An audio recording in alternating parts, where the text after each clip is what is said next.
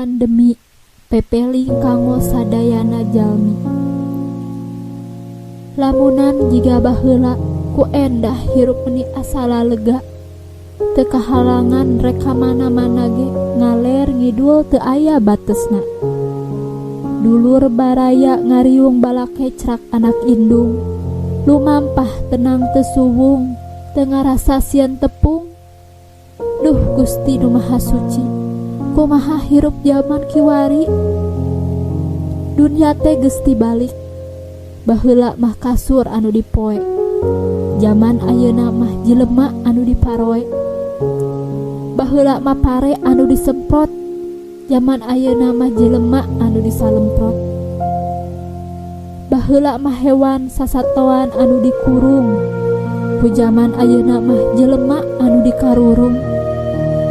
Baheula mah wawasuh teh lamun bade dipasihan tuang, tapi zaman ayeuna mah di mana-mana dipiwarang wawasuh, tapi teu dipasihan tuang.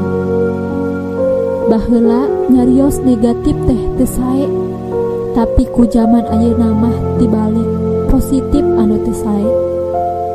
Baheula bersatu kita teguh, tapi zaman ayeuna berkumpul kita runtuh.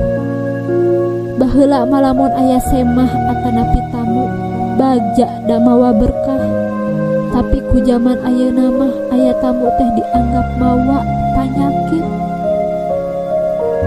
Baheula gumujeng someah ka batur, tapi zaman ayeuna masker anu dibagikeun ka batur. Baheula lamun aya jalmi bersin teh alhamdulillah, tapi zaman ayeuna ningali jalma bersin teh dianggap mawa panyakit.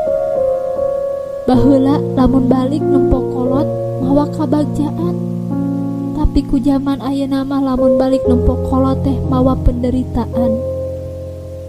Baheula mah kudu nguatkeun iman, tapi zaman ayeuna mah cenah kudu nguatkeun imun.